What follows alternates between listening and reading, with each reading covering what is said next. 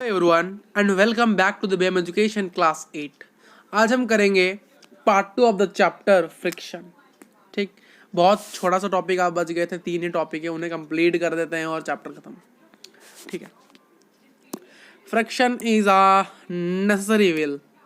Friction क्या है? एक नेसेसरी विल है। देखिए फ्रिक्शन कैसे है, एक एक नेसेसरी इविल है। इसको देखिए, फ्रिक्शन इज, हमने पिछले वीडियो में देखा कि फ्रिक्शन के कुछ एडवांटेज भी है, कुछ डिसएडवांटेज भी है। आज फ्रिक्शन इज एडवांटेजेस। हमें पता चला कि पिछले वीडियो से हमने, पिछले पार्ट से हमने देखा कि फ्रिक्शन के बहुत सारे एडवांटेज हैं और जो कि कंसीडर करता है एज ए फ्रेंड। देखिए, आप लोग समझते हो आपकी जिससे ज़्यादा एडवांटेज, यानी आप जिसको अपना दोस्त, आप अपना दोस्त किसे बनाते हो? आप अपना दोस्त किसे बनाते हो? जिससे आपको किस थोड़ी सी एडवांटेज हो, या फिर उसको आप अपना दोस्त बनाते हो जिसको आपसे, जो जिससे आपको कोई डिसएडवांटेज हो? नहीं, आप हमेशा ऐसे व्यक्ति को दोस्त बनाओगे जिससे आपका एडवांटेज हो, यानी आपकी भलाई हो, आपको किसी चीज़ में प्रॉफिट मिले, तभी आप उसको दोस्त बनाओगे, है कि नहीं? अगर आप ऐसी चीज़ को, ऐसे व्यक्ति को दोस्त बनाओगे जो कि परीक्षा में पढ़ के जाता है, आपको बता दें, तो जहां पर आपकी एडवांटेज है, प्रॉफिट है, आप उसको दोस्त बनाओ। तो इसीलिए हमने देखा कि फ्रिक्शन के भी बहुत सारे एडवांटेज हैं, तो इसीलिए हम फ्रिक्शन को आज ए फ्रेंड भी, यानी फ्रिक्शन हमारा एक दोस्त की तरह है। क्यों? क्योंकि फ्रिक्शन के बहुत सारे क्या है, बहुत सारे क्या है भाई साहब, एडवांटेज है। हम पेन पेपर में लिख क्यों पाते हैं, हम रोड के ऊपर अच्छे से क्यों चल पाते हैं? फ्रिक्शन के कारण। गाड़ी रोड पे अच्छे से क्यों चल पाती है? फ्रिक्शन के कारण ही भाई। फ्रिक्शन ना होता तो गाड़ी अच्छे से चल नहीं पाती, हम रास्ते में खड़े नहीं हो पाते, पेन और पेपर से हम अच्छे लिख नहीं पाते, वो चीजें एग्जिस्ट करती नहीं। ठीक, बट ड्यू टू, हमने देखा कि जो क्या, फ्रिक्शन के बहुत सारे एडवांटेज हैं, तो इसीलिए हमने फ्रिक्शन को एज ए फ्रेंड कंसीडर किया। बट हमने देखा था कि फ्रिक्शन के बहुत सारे डिसएडवांटेज हैं, तो इसीलिए हमने इसे कहा फो। बहुत बच्चे कहेंगे सर फ्रेंड यानी तो दोस्त होता है। हाँ, मैं यहां पर लिख लेता हूं, फ्रेंड यानी होता है दोस्त। थोड़े से हिंदी के अक्षर अच्छे नहीं हो रहे तो मैनेज करना है, दोस्त। और फोए का अर्थ क्या होता है? फोए का अर्थ होता है दुश्मन। स्पेलिंग में मत जाना, स्पेलिंग गलत हो सकते हैं, आप फीलिंग पे जाइए। फोए यानी होता है दुश्मन। I think is the right spelling, correct one. अगर ये स्पेलिंग गलत है दुश्मन का तो मुझे बताना कमेंट करके, अगर सही है तो कमेंट करना, गलत है तो कमेंट करना। Depending on A circumstances, friction can help on A hindrance and दस इज ए नेसेसरी इविल। देखिए, इसलिए हमें कहा कि फ्रिक्शन के बहुत सारे एडवांटेज है, तो इसलिए हमने इसको अपना दोस्त बना लिया। और वहीं हमने देखा कि फ्रिक्शन के बहुत सारे डिसएडवांटेज है, तो इसीलिए हमने फ्रिक्शन को अपना दुश्मन भी बना लिया। लेकिन कई कई क्षेत्र के अंदर फ्रिक्शन क्या करता है, हमें बहुत जगह के अंदर फ्रिक्शन हमें हेल्प करता है, और बहुत बहुत जगह फ्रिक्शन हमें बर्बाद भी कर देता है। ठीक है, यानी फ्रिक्शन कहीं कहीं जगह पर हेल्प करता है, कहीं कहीं हेल्प नहीं करता है। तो ये सर्कमस्टांस पर डिपेंड करता है, आपके सर्कमस्टांसेस के ऊपर डिपेंड करता है, आपके कार्य के ऊपर डिपेंड कर रहा है, आप किस कार्य को कर रहे हो। यानी आप एक ऐसा कार्य कर रहे हो, अगर वहां पर फ्रिक्शन की जरूरत है तो वहां पर फ्रिक्शन का आपको एडवांटेज हुआ। अगर आप ऐसा काम कर रहे हो जहां पर फ्रिक्शन आपको नहीं चाहिए बट फ्रिक्शन आ रहा है, तो वो एक डिसएडवांटेज है। तो सर्कमस्टांस को देखते हुए हम कह सकते हैं फ्रिक्शन कभी कभी हमें हेल्प भी करता है, कभी कभी हिंड्रेंस भी करता है। हिंड्रेंस का अर्थ होता है डिस्ट्रॉय करता है या फिर हेल्प नहीं करता है। तो नेसेसरी इविल का अर्थ क्या होता है? देखिए, नेसेसरी इविल, इविल क्या होता है? दुश्मन। देखिए, फ्रिक्शन एक ऐसा दुश्मन है जो कि हमें जरूरी चाहिए। हम कहते हैं ना, दोस्त हो या ना हो बट दुश्मन तो होना ही चाहिए, क्योंकि इंसान सक्सेस कैसे करेगा? तो फ्रिक्शन होना भी चाहिए, क्योंकि फ्रिक्शन नहीं होता तो बहुत जगह हमें ब्रेक्स की डेवलपमेंट नहीं होती, इन्वेंशन नहीं हो पाता। तो देखिए, फ्रिक्शन एक ऐसी इविल है जो कि हमें नेसेसरी है। इविल यानी क्या है? शैतान। इविल यानी समझते हो, शैतान, दुश्मन, खराब इंसान, तो फ्रिक्शन एक खराब इंसान है यानी जरूरतमंद। देखिए नेसेसरी लिखा गया है। हमेशा हम कहते हैं ना शैतानों से, अच्छे लोगों से यानी बुरे लोगों से दूर रहिए, बट ये ऐसा फ्रिक्शन एक ऐसा बुरा आदमी है जो कि हमारे लाइफ में बहुत नेसेसरी है, क्योंकि ये हमें हेल्प भी करता है और हिंड्रेंस भी देता है, यानी हमें ये सक्सेस भी देता है और फेलियर भी देता है। ये फ्रिक्शन एक ऐसी चीज है। ठीक, आगे बढ़ते हैं। Increase friction, how to increase the friction topic. Friction को हम कैसे इंक्रीज करेंगे, देखिए बहुत तरीके होते हैं, उन चैप्टर्स इस पढ़ते हैं। इंक्रीजिंग फ्रिक्शन, फ्रिक्शन को बढ़ाने के कुछ पॉइंट्स हैं, उनको देखते हैं। क्वेश्चन पूछ लेता है कभी कभी, what are the ways to increase the friction. बहुत रेयरली पूछता है आपकी जो फाइनल एग्जाम में, बहुत रेयरली ये क्वेश्चन आते हैं, तो इतना टेंशन मत लेने के। अगर आप ये नहीं पढ़ पाते हो तो चलेगा, ठीक है, आप अगर इसे नहीं भी पढ़ पाते हो तो चलेगा, क्योंकि ये इंक्रीजिंग फ्रिक्शन कुछ पॉइंट्स ये बहुत रेयरली पूछे जाते हैं, मैं बता रहा हूँ, बट आपको पढ़ना है, क्योंकि क्या जाने इस साल ही पूछ ले, है कि नहीं, ठीक है, इस साल ही पूछ ले, क्या गया, कौन जानता है इस साल पूछेंगे या अगले साल किस साल, ठीक है। By pressuring the surface together more strongly, यानी आपका जो सरफेस है उस प्रेशर को अगर आप बहुत जोर से दबा यानी स्ट्रांगली प्रेस करते हो। For example when the brakes are applied on a bicycle और a car, the brakes pads pressing against the moving part of the wheel and force of friction increases। यानी आप कभी कभी स्केटिंग, अपने क्या है स्केटिंग, आप जब स्केटिंग करते हो दोस्तों, तो स्केटिंग जब करते हो, या स्केटिंग नहीं कहते हैं उन्हें, रोलर्स कहते हैं शायद, देख लेते हैं एक बार थोड़ा सा इस चीज को देखिए। ये जो है स्केट्स, इन्हें स्केट्स कहा जाता है। इनको आप जो यूज करते हो रास्ते में, मान लो इनको यूज करे जा रहे हो और आगे कोई हर्डल आ गया, क्या आ गया, हर्डल आ गया यानी कोई परेशानी आ गई, आपको ब्रेक मारना है, तो आप ब्रेक कब मारते हो, तो आप मान लो ये जो सरफेस है, इस सरफेस में ये जा रहा है, ये रोड है,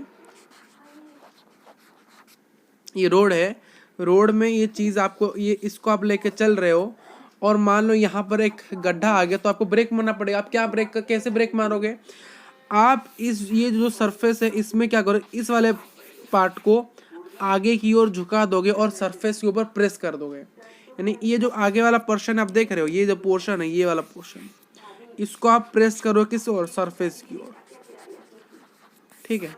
जैसे कि दोस्तों हम मान लो कार है, ये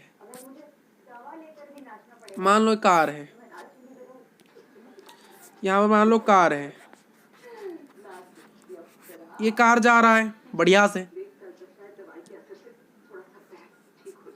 ये कार है इधर की ओर जा रहा है और आगे गड्ढा आ गया, तो कार क्या करेगी, ब्रेक मारेगी। तो आप जब भी कार की ब्रेक हो गए मारते हो, तो अब आप क्या करते हो, कार का जो ब्रेक होता है वो कैसे होता है, ये मान लो कार का ब्रेक ऐसे होता है कि नहीं, इस प्रकार से कार का ब्रेक होता है। और आपका मान लो ये पैर है, इट इज द पैर, ये आपका पैर मान लो, और आपने पैर से क्या किया, इसको प्रेस किया, इसको प्रेस करके ये, इसको प्रेस करने पर क्या होता है, यहाँ पर आ जाता है। ये कहाँ जाता है दोस्तों, यहाँ पर आ जाता है, प्रेस करके यहाँ पर आ जाता है। तो आप जब भी फ्रिक्शन को, आप जब ब्रेक को प्रेस करते हो तो क्या होता है, जब ब्रेक्स को प्रेस करते हो जो गाड़ी की स्पीड होती है वो डिक्रीज करने लगती है, गाड़ी की स्पीड डिक्रीज करने लगती है, और जो व्हील्स की जो मूवमेंट है वो भी डिक्रीज करने लगता है। बट फ्रिक्शन क्या होता है, इंक्रीज करने लगता है। क्यों, क्योंकि ब्रेक्स में फ्रिक्शन, लिक्विड्स फ्रिक्शन, ब्रेक्स भी एक बार फ्रिक्शन है, क्योंकि वो अपोज कर रहे हैं, गाड़ी के मोशन को रुका रहे हैं, तो वो फ्रिक्शन बढ़ गया। तो अगर ब्रेक मारते हो तो दोनों व्हीकल्स की स्पीड्स और जो व्हीकल घूम रहे थे वो धीरे धीरे स्टॉप होने लगेंगे और फ्रिक्शन आपका बढ़ जाएगा। दैट्स द कॉन्सेप्ट इतना ही है भाई साहब। क्लियर और not, okay. Friction can be increased by increasing the roughness of the surface on encounter. For example, trending of shoes or tires is done in increased friction. मैंने आपको कहा था, क्या मैंने कहा था, मैंने कहा था सरफेस जितना ज़्यादा चिकना होगा, स्मूथ होगा, जितना पॉलिश्ड होगा, उतना फ्रिक्शन कम होगा कि नहीं। मैंने कल कहा था कि नहीं, फ्रिक्शन डिपेंड्स करता है कुछ फैक्टर्स के ऊपर, the nature of the surface, the roughness of the material. करता है कि नहीं, करता है। तो मैंने कहा था, मैंने क्या कहा था, फ्रिक्शन डिपेंड करता है रफनेस के ऊपर। रफनेस बढ़ाओगे तो फ्रिक्शन बढ़ेगा, रफनेस घटाओगे तो फ्रिक्शन कमेगा। यानी अगर आप स्मूथ सरफेस लाओगे जितना, उतना फ्रिक्शन घटेगा। तो सिंपल सी बात है, अगर आपने, सिंपल सी बात यह है कि अगर आप फ्रिक्शन को घटाना चाहते हो तो आप अपने सरफेस को उतना प्लेन, उतना स्मूथ, उतना पॉलिश्ड, उतना चिकना कर दो। तो अगर आप सरफेस को ज्यादा रफ कर दोगे, यानी सरफेस को आप ज्यादा अनपॉलिश्ड या फिर आप उसे अनस्मूथ कर दोगे, ठीक है, क्या कर दोगे आप उसको, उसका जो रफनेस है उसको बढ़ा दोगे, तो क्या होगा, जो सरफेस के ऊपर जो सब्सटेंस आप रखोगे, यानी अगर मान लो ये जो सरफेस है, सरफेस पहले प्लेन था, बट इस सरफेस को अब मैंने क्या किया, इस सरफेस का अब मैंने रफनेस बढ़ा दिया। और रफनेस बढ़ाने के कारण क्या हो गया, इसमें क्या हो गए ऐसे, इसमें ये क्या हो गई, ये सारी चीज़ें क्या है, ये उसमें रफनेस इसको मैंने बढ़ा दिया, यानी ये जो सरफेस अब स्मूथ नहीं रहा है। तो इसके ऊपर जो भी, अब इसके ऊपर जो भी मैं सरफेस रखूंगा, इसके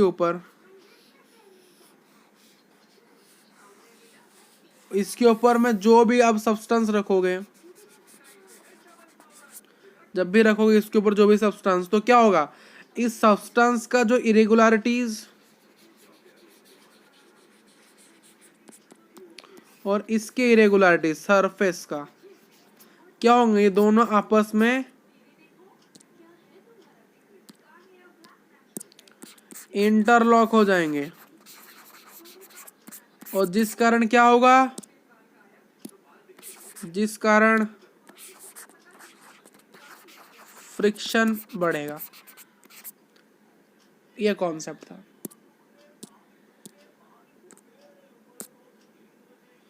ठीक, दैट द कॉन्सेप्ट। जैसे कि अगर आप, जैसे मैंने कहा था, अगर सरफेस बढ़ा दो, अगर सरफेस का रफनेस बढ़ा दो और गाड़ी के जो टायर्स हैं और आपके साइकिल के टायर्स उनका रफनेस बढ़ा दो, तो क्या फ्रिक्शन बढ़ जाएगा। ठीक है, द रिड्यूसिंग फ्रिक्शन, भाई द फ्रिक्शन को बढ़ाना तो जान गए, अगर फ्रिक्शन ज़्यादा से ज़्यादा बढ़ जाएगा, देखिए हर चीज़ की एक लिमिट होती है, तो फ्रिक्शन अगर ज़्यादा बढ़ गया तो क्या होगा, प्रॉब्लम्स आएगी। तो फ्रिक्शन को रिड्यूस करना भी आना चाहिए। तो इसलिए देखते हैं how to reduce the friction, यानी reducing friction. The friction between sliding surface of two objects can be reduced by making the surface in contact smooth by polishing them. Same चीज लिखी भाई साहब, मैंने कहा था आपको, अगर आपका सरफेस बहुत ज्यादा रफ है तो उसको चिकना बना दो, है कि नहीं। अगर कोई सब्सटेंस को आप स्लाइड करा रहे हो या फिर रोल करा रहे हो एक सरफेस के ऊपर, मान लो ये सरफेस है, इसके ऊपर आपने एक बॉल को क्या किया, स्लाइड कराया। अगर ये जो सरफेस है आपका पूरी तरह से चिकना है, यानी स्मूथ है, हाईली पॉलिश्ड है, यानी प्लेन है, तो क्या होगा, ये आसानी से क्या करेगा, मूव करेगा। किस डायरेक्शन में मूव करेगा, आपने जिस डायरेक्शन में अपने फोर्स को अप्लाई किया था उसी फोर्स में क्या होगा, मूव करेगा, और फ्रिक्शन कम आएगा यहाँ पर।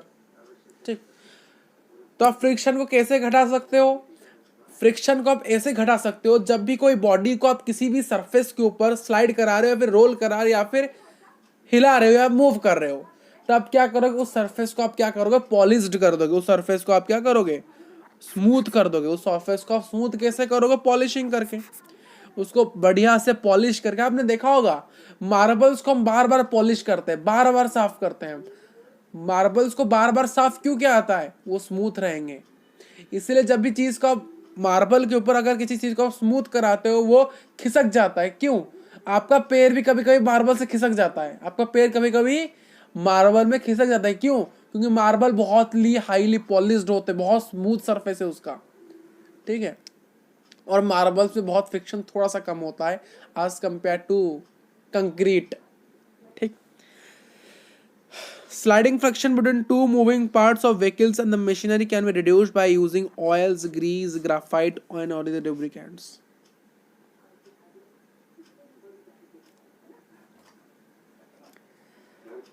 ठीक है। आप जब भी क्या करते हो, फ्रिक्शन को घटाने के लिए आप देखिए, हम कहते हैं ना साइकिल, कभी कभी क्या होते है, साइकिल ज़्यादा यूज़ होने के बाद क्या होती है, जो साइकिल्स के जो रिंग्स के यानी जो चक्का है, साइकिल का जो व्हील है, साइकिल का जो व्हील है, वो क्या होता है, उसके अंदर ऑयल्स और ग्रीस होते हैं, ऑयल एंड ग्रीस। वो ऑयल और ग्रीस क्या होते हैं, ग्लीजेस, और लुब्रिकेंट्स उन्हें हम कहते हैं, जो ऑयल्स होते हैं और लुब्रिकेंट्स होते हैं, ऑयल्स जो जो व्हील होता है हमारे साइकिल का, बाईसाइकिल का, वो धीरे धीरे ज़्यादा साइकिल को चलाने के बाद क्या होता है, धीरे धीरे ख़त्म हो जाते हैं। तो इसीलिए क्या होता है, और ज़्यादा साइकिल को चलाने का जो साइकिल का टायर वो रफ हो जाता है, और उसके अंदर जो ऑयल्स और लुब्रिकेंट प्रेजेंट थे उस टायर के अंदर, वो भी धीरे धीरे क्या होता है, ख़त्म होने लगता है, जिस कारण क्या होता है, उनका जो कंटैक्ट है सरफेस के साथ बढ़ जाता है, जिस कारण इंटरलॉकिंग ज़्यादा पैदा होता है, और ज़्यादा इंटरलॉकिंग पैदा होना यानी फ्रिक्शन ज़्यादा होना, ठीक। तो अगर आप रेगुलर लुब्रिकेंट्स यूज़ करते रहोगे, लुब्रिकेशन ऑयल्स, ग्रीस, लुब्रिकेंट्स, ये अगर आप यूज़ करते रहोगे, आपकी गाड़ी होगा, आपके साइकिल होगा, या फिर व्हीकल के किस, हम कहते हैं ना, अरे गाड़ी में तेल यानी गाड़ी का जो ऑयल है, जो गाड़ी के व्हीकल्स है, उसके गीज या लुब्रिकेंट्स खत्म हो रहे हैं। क्यों कहते हैं, क्योंकि वो खत्म होने के बाद क्या होता है, जो सरफेस होता है हमारा जो सरफेस क्या है,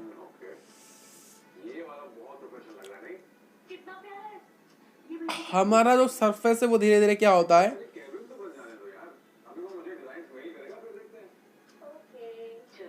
हमारा सरफेस धीरे धीरे क्या होने लगता है, रफ होने लगता है।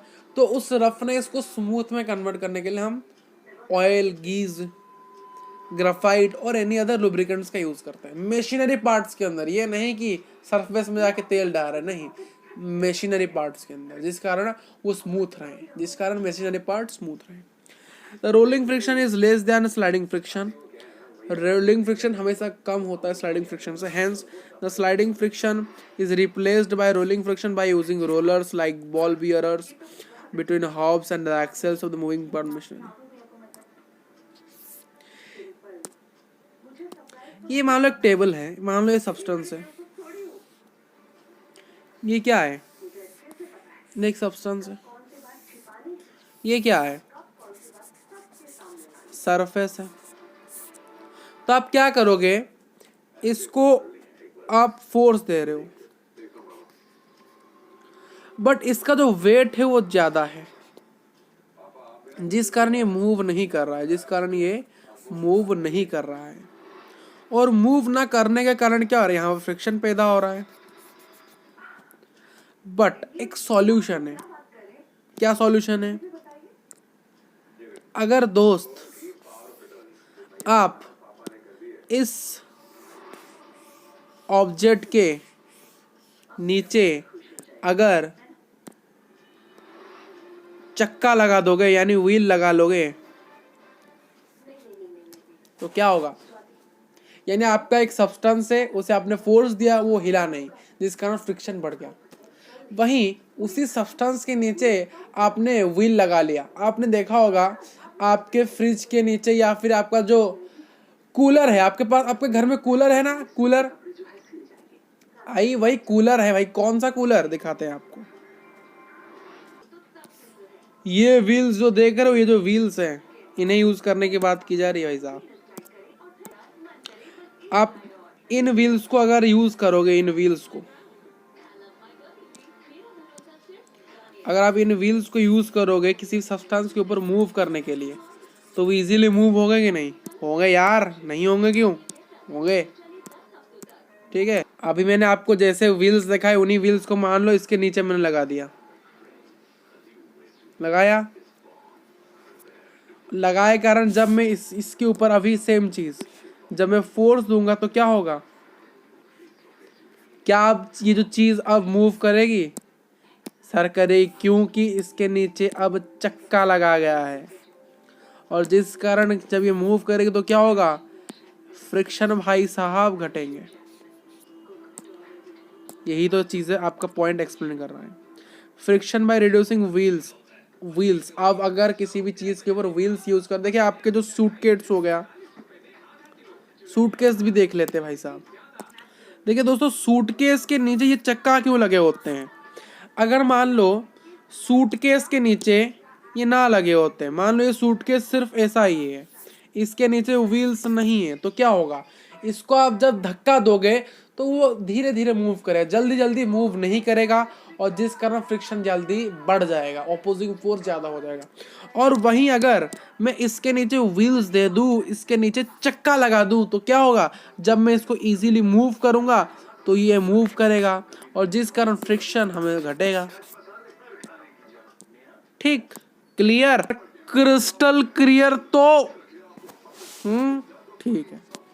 Aeroplanes, boats, fishes, birds, and which moves through fluids have the body of special shape called streamline shape, so that reduce friction due to the fluid and avoid energy loss.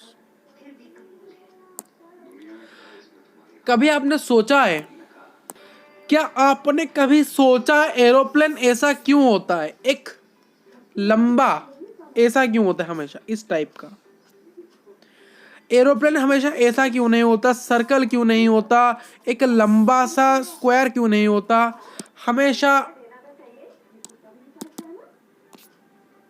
ऐसा क्यों होता है,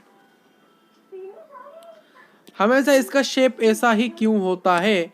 क्या आपने कभी सोचा, या आपने किसी को पूछा या नहीं। मुझे लगता है आपने किसी को अभी तक पूछा नहीं होगा। क्यों, देखिए ये जो सरफेस है एरोप्लेन का, इस टाइप के सरफेस को हम कहते हैं स्ट्रीमलाइन सरफेस।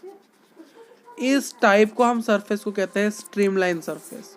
और स्ट्रीमलाइन सरफेस होने के कारण क्या होता है, चीजें अच्छी सी मूव कर पाती है।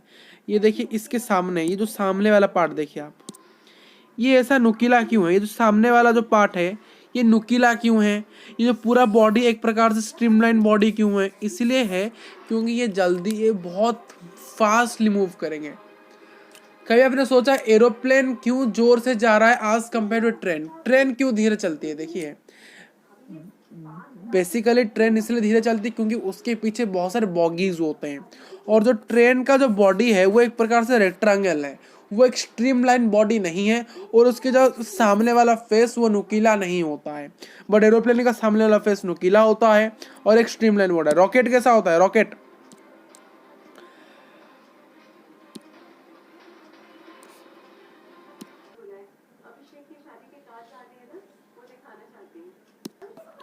ठीक है, जो स्ट्रीमलाइन बॉडीज होता है, क्लियर, जो स्ट्रीमलाइन बॉडीज होता है उसके लिए क्या होता है, जो आपका जो रॉकेट है वो रॉकेट कैसा होता है, रॉकेट ऐसा होता है, रॉकेट का ऊपर टिप क्या होता है, नुकीला होता है, और बॉडी एक स्ट्रीमलाइन होता है, जिस कारण वो बहुत स्पीडी से जा सके। तो फिश पर इनके क्या होते हैं, सब स्ट्रीमलाइन बॉडी हो, जिस कारण ये फ्लूइड फ्रिक्शन के कारण क्या कर सकते हैं, एनर्जी लॉस को अवॉइड, जितना एनर्जी कम लॉस होगा उतना जल्दी ये जा पाएंगे। आपके बॉडी से जितना एनर्जी कम लॉस होगा उतना आप एक्टिव रहेंगे कि नहीं, वही चीज़ है। सो थैंक यू, आज फ्रिक्शन को बहुत आसानी से हमने कंप्लीट किया है। मिलेंगे नेक्स्ट वीडियो के अंदर। आपको जो नोट्स हैं वो हमेशा की तरह डिस्क्रिप्शन बॉक्स में ही मिलेंगे, और कहीं नहीं मिलते हैं, डिस्क्रिप्शन बॉक्स में ही मिलते हैं। तो ठीक है, thank you for watching this video.